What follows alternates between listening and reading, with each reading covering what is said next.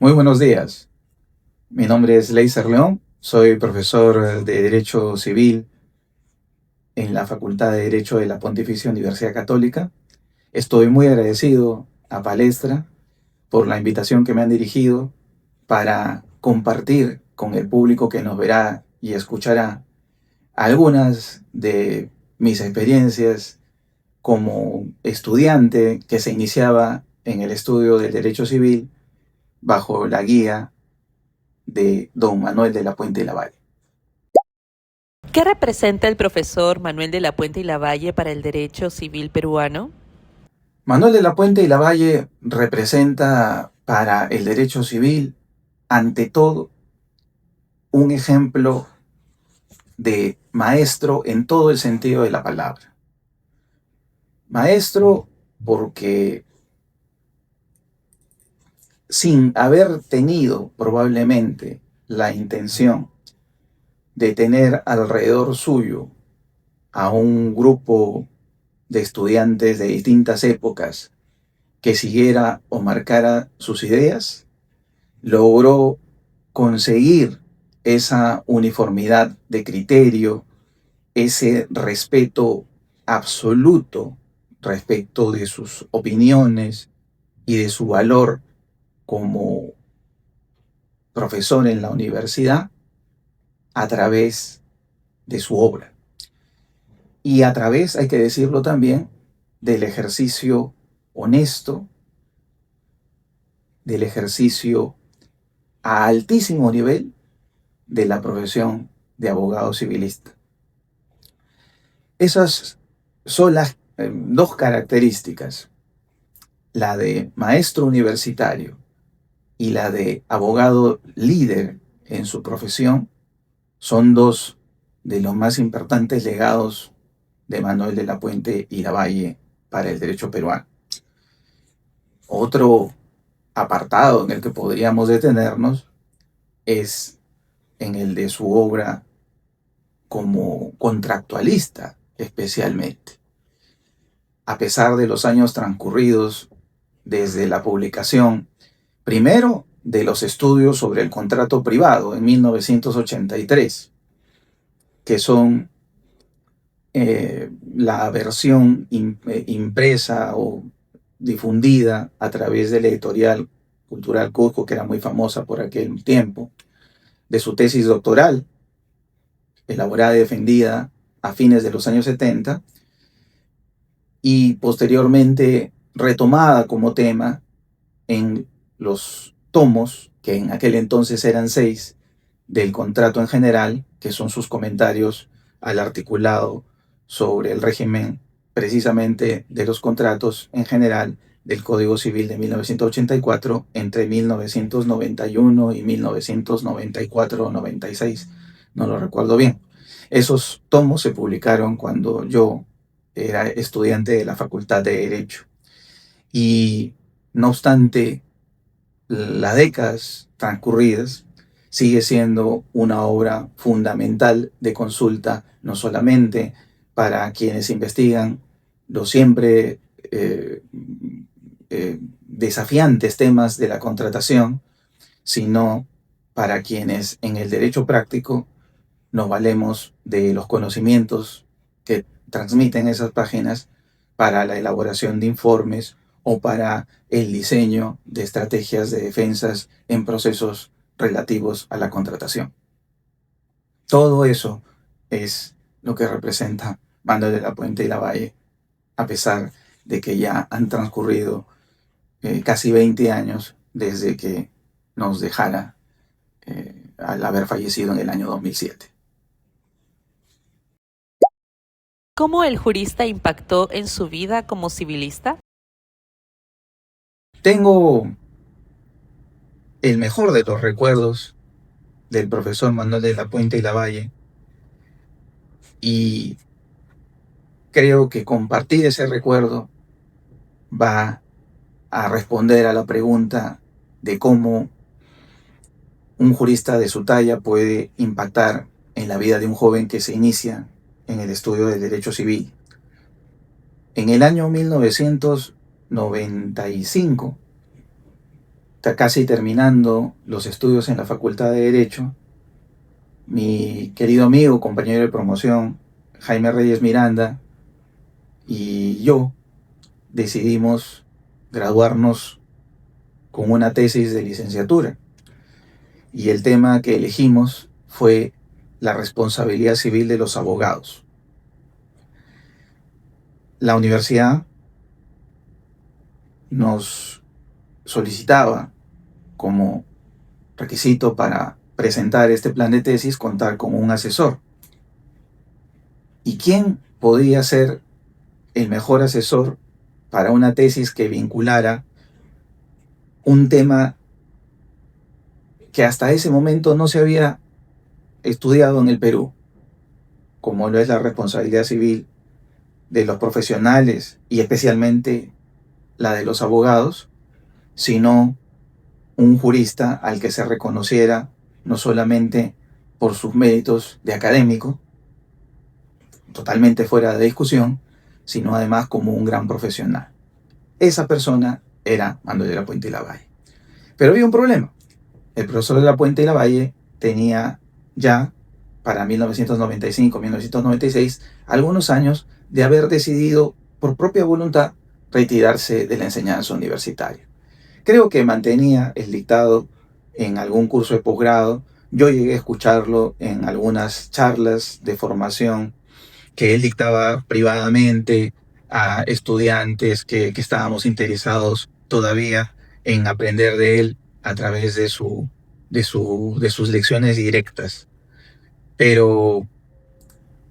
tuvimos que acudir a su estudio, al estudio por el que siempre tuvo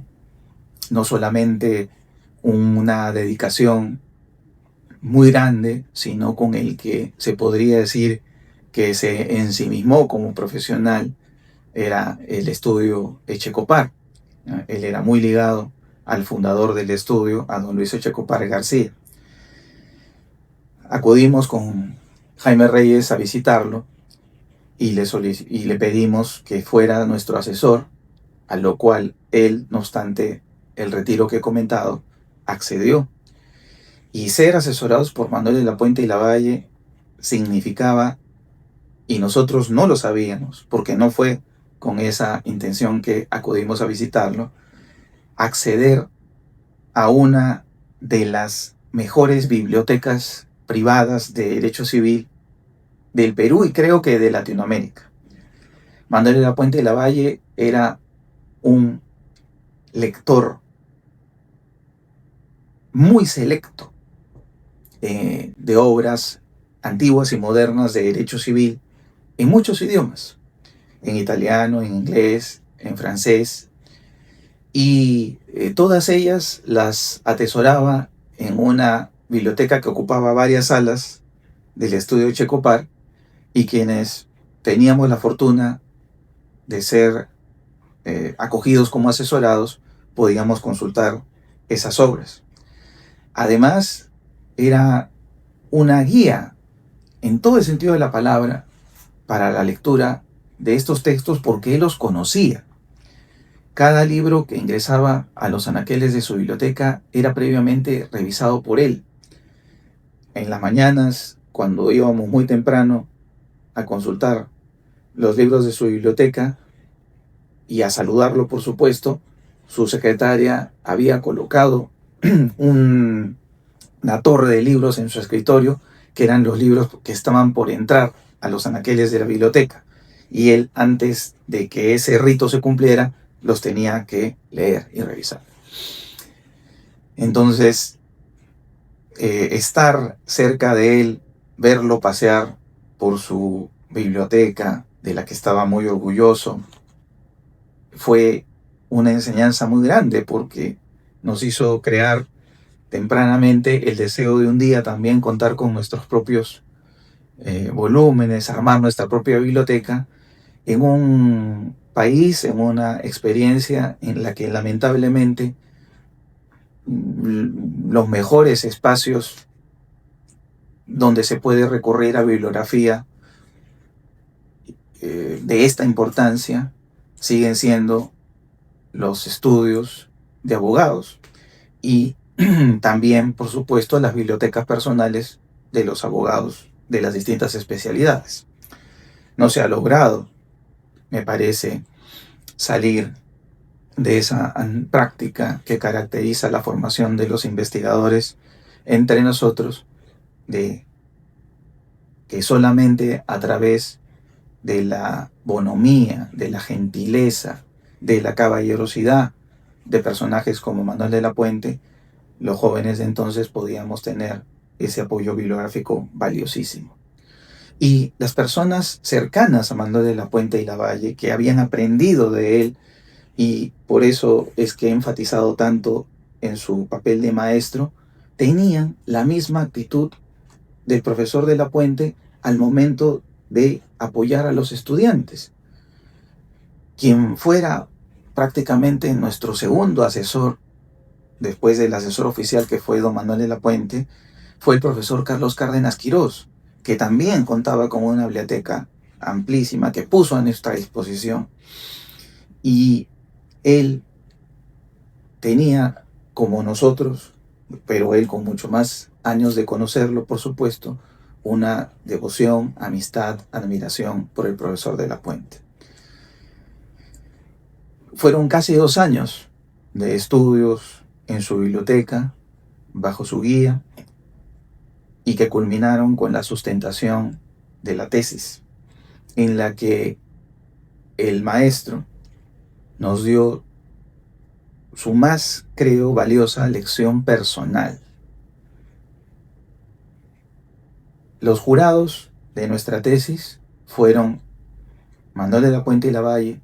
Carlos Cárdenas Quirós y Javier de Belaúnde López de Romaña. Un jurado ciertamente de lujo. Cuando el profesor de la Puente llegó para participar del examen, él sabía que en su condición de asesor, él no podía ocupar la presidencia del tribunal. Las reglas de nuestra facultad lo prohibían. Sin embargo, el profesor de Belaúnde y el profesor Cárdenas ni siquiera lo dudaron y lo invitaron a presidir el tribunal de nuestra tesis por el respeto, por la integridad del intelectual, del gran valor como profesional y la importantísima circunstancia de que un jurista de su talla volviera de su descanso, repito, libremente decidido, de su apartamiento, libremente decidido del trajín de la vida de la facultad, a formar parte de un jurado de una tesis. Así que con ese jurado de lujo obtuve mi licenciatura en Derecho, mi título de abogado, y seguí frecuentando por algún tiempo al profesor de la Puente. Ya eso es parte de otra historia, porque mis primeros escritos también pasaron por su examen y me hizo algunos comentarios muy valiosos que en algún momento distinto de este tendré seguramente la oportunidad de compartir. ¿Por qué el uso y estudio de este libro debe mantener su vigencia? Hablemos de el contrato en general. El contrato en general es el excelso punto de llegada, se podría decir, la meta final a la que estaba dirigida la vida académica de Manuel de la Puente. Era el gran reto que él se había trazado desde su tesis doctoral, que luego se publicó como Los estudios del contrato privado a comienzos de los años 80,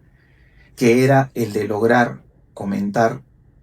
toda la sección del Código Civil dedicada al contrato en general. Esa es la primera sección del libro de fuentes de las obligaciones, el libro 7 del Código Civil. Para esto,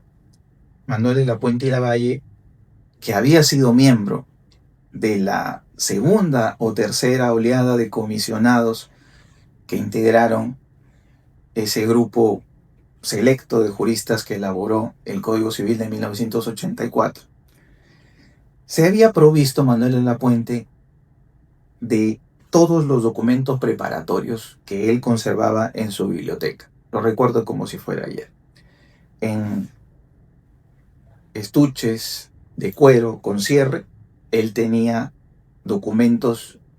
escritos a mano que eran el testimonio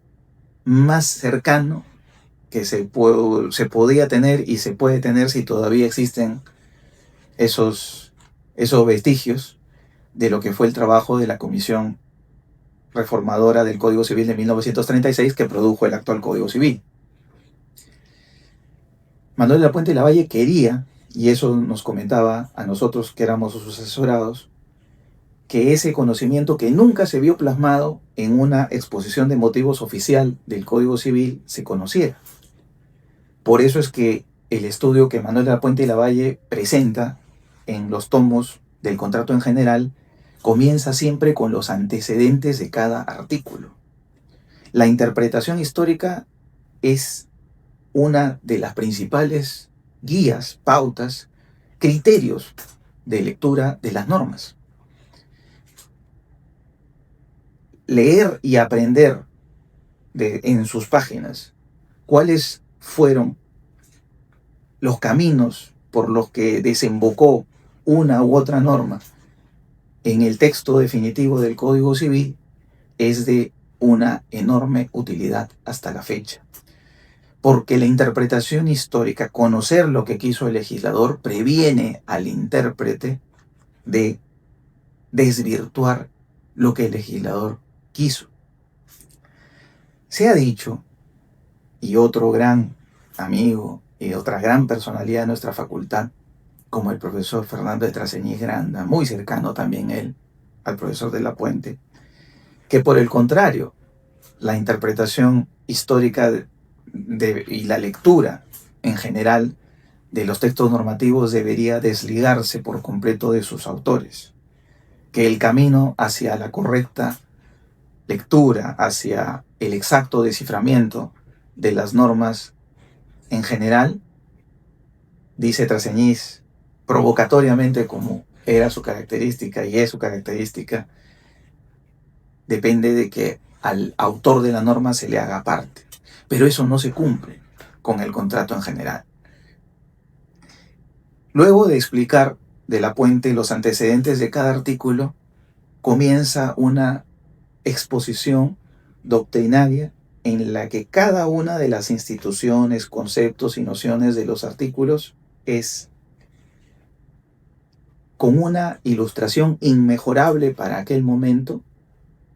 explicada y además con un manejo de lenguaje pedagógico sencillo y en el que en muchas ocasiones el lector tiene la oportunidad de hallar confesiones personales del autor de la obra que se está consultando.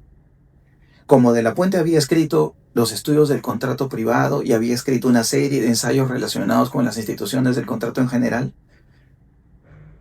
no es solamente uno o dos o tres los pasajes de esta obra que ahora vemos republicada gracias a Palestre. Los momentos en los que de la Puente confiesa, dando un ejemplo a los autores nuevos, las equivocaciones que había cometido en el pasado. Y lo escribe abiertamente. Uno está viendo el resumen de la posición que él tenía sobre la formación del contrato, sobre el contrato de opción, sobre la promesa del hecho de un tercero. Y de pronto aparece la afirmación en una línea: qué equivocado estaba. O luego de haber meditado, reflexionado mucho más sobre esto, considero hoy que lo acertado es esto, que lo que yo dije en el pasado no era correcto.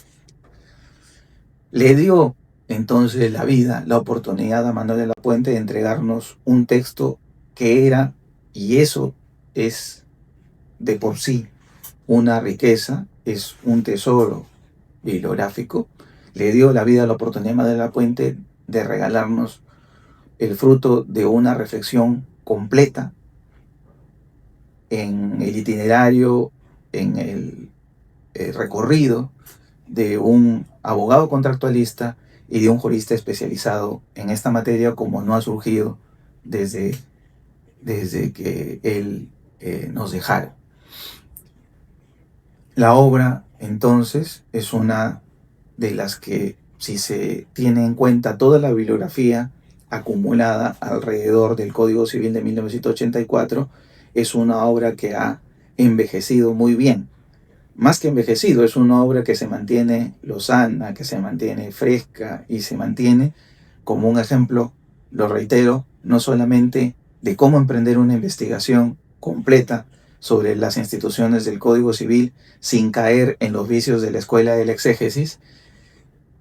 sino privilegiando el uso de un lenguaje que haga que el autor de la obra se acerque a sus lectores y no se aleje escondido, oculto, muchas veces voluntariamente, detrás de elucubraciones puramente conceptuales, teorizaciones extremadamente complejas que ahora se aprecia en muchas ocasiones, sirven solamente para el deleite individual de quien escribe y no tanto como enseñaba Manuel de la Puente, pensando en servir de orientación o servir de una base para poder comentar con fundamento, con sustento, las normas de nuestro Código Civil y utilizarlas, aplicarlas conforme al sentido que los legisladores quisieron dar.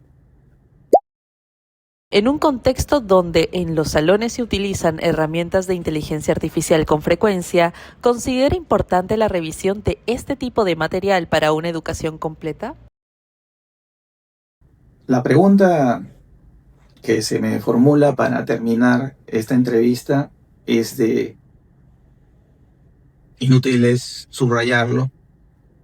muy viva actualidad. Las técnicas de enseñanza han cambiado, los materiales a los que acuden los estudiantes son diversos. Hoy en un iPad se puede tener una biblioteca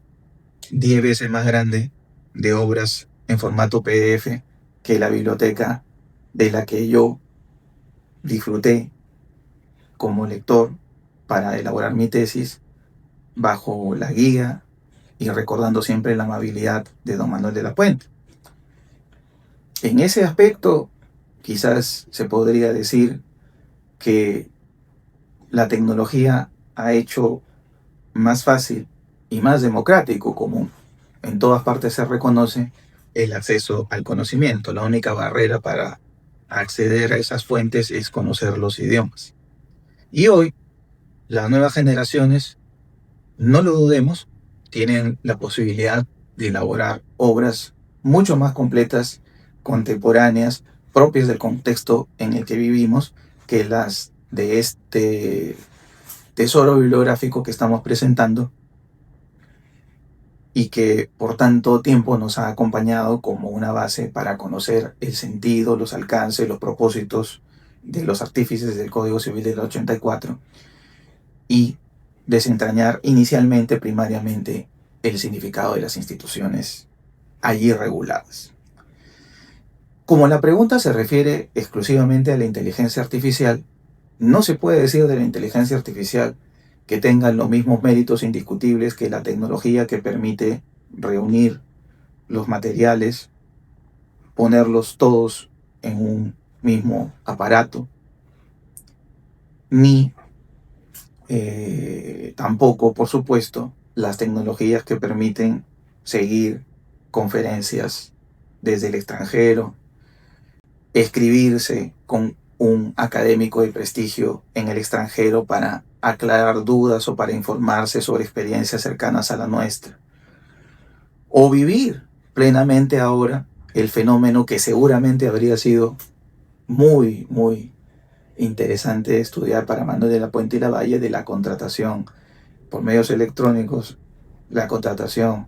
por internet y muy recientemente de estos llamados contratos inteligentes o smart contracts, ¿no? La inteligencia artificial hace, me parece que especialmente los jóvenes estudiantes, pero también hay que reconocerlo, los propios profesores, se crean dispensados de la obligación, o más que obligación, del deber moral de elaborar sus propias teorizaciones. A menos que se esté elaborando una tesis histórica en la que se hacen recuentos, o una investigación histórica en la que se hace un recuento, una reseña de ideas para sistematizarlas y ordenarlas, en una tarea en la cual lo más importante es ser fiel a la idea que se retrata, que se ordena, que se sistematiza. Hoy en día, la interpretación de esas normas del Código Civil que han cumplido 42 años compromete al investigador a conocer no solamente los antecedentes legislativos que Manuel de la Puente recogió en el contrato en general, sino a saber comparativamente de dónde es que provienen esas fuentes, cuál es el sentido que se le da, no ya bajo la óptica de los juristas peruanos que las trajeron a nuestro ordenamiento, sino en sus propios ordenamientos de origen. Se sabe que las normas del Código Civil en materia de contrato en general, muy especialmente, son normas que en su inmensa mayoría fueron tomadas del Código Civil italiano. Manuel de la Puente y Lavalle, en un texto que generosamente me envió cuando yo comencé mis estudios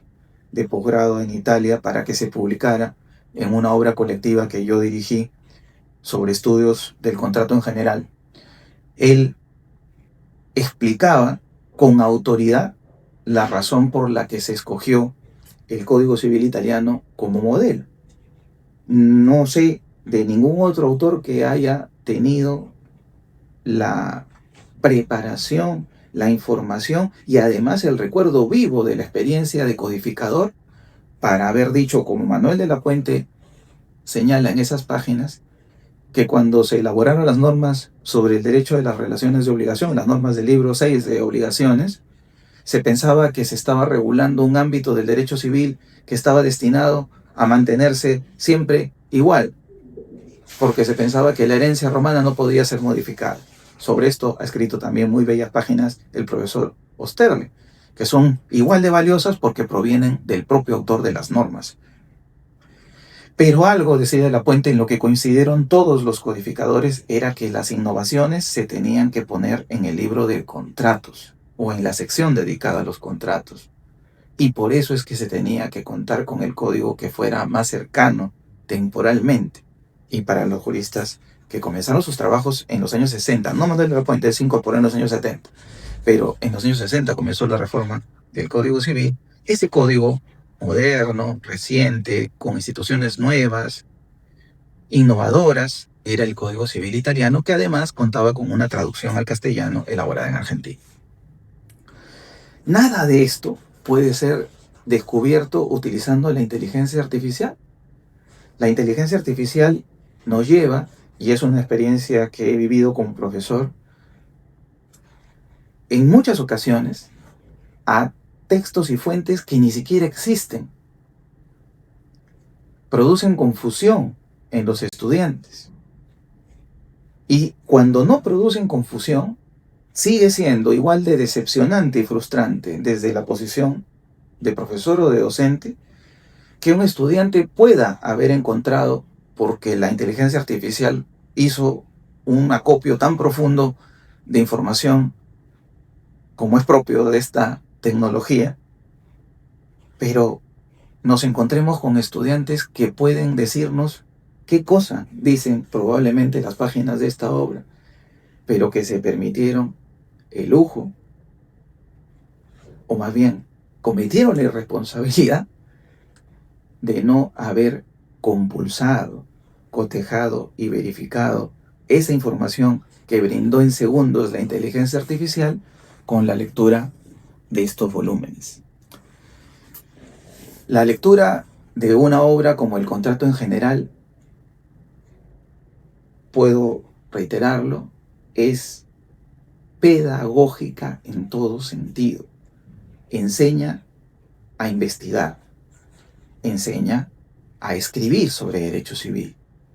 enseña a confesar las debilidades del pensamiento que tuvimos en el pasado, de las reflexiones que elaboramos quizás con una investigación que por distintas razones no pudo considerarse cabal, pero enseña también en un nivel que hasta ahora no ha podido ser equiparado, no ha podido ser igualado, cómo es que se debe investigar para desentrañar el significado, los alcances, incluso brindando referencias sobre las posiciones contrastantes de autores sobre las nuevas nociones que incorporó el Código Civil de 1984. Esa formación que se encuentra en la lectura, y ya el solo hecho de leer, de compulsar un libro, ahora marca la diferencia, como lo está comenzando a reconocer un sector muy vasto de la población que está contra la inteligencia artificial, reclamando una vuelta a las raíces, una vuelta al modo tradicional de enseñar. De todo eso puede prevenirnos y además hacernos pasar maravillosos momentos de formación en derecho civil, la consulta de obras como el contrato en general. Quizás la inteligencia artificial sea la ganadora definitiva dentro de algunos años de esta batalla en la que su enemigo no solamente es la bibliografía, incluso de calidad indiscutida, como la de la obra que estamos presentando. Parecería que el enemigo de la inteligencia artificial es el libro en general. Y del libro ya ha escrito muy bellas páginas Humberto Eco. Es bastante remoto que se pueda, por más avances tecnológicos que se verifiquen día a día, que se pueda predicar su erradicación. Mientras existamos defensores del método tradicional de los estudios y podamos compartir estas experiencias en las salas universitarias, y mientras la Facultad de Derecho y las facultades de Derecho del Perú promuevan el rescate de lo que de bueno ha tenido y tiene y va a seguir teniendo la enseñanza tradicional, entonces podremos decir que tenemos esperanza en que la inteligencia artificial, por más bondades, atractivo, poder de atracción, de seducción que tenga respecto de los jóvenes, va a poder encontrar un balance en el libro impreso y en las páginas escritas con la dedicación con las que lo hiciera un jurista de la talla de don Manuel de la Puente y Lavalle. Agradezco nuevamente a Palestra por la oportunidad brindada para compartir estas memorias sobre la relación que me honró mucho de tener con el profesor Manuel de la Puente y Lavalle, y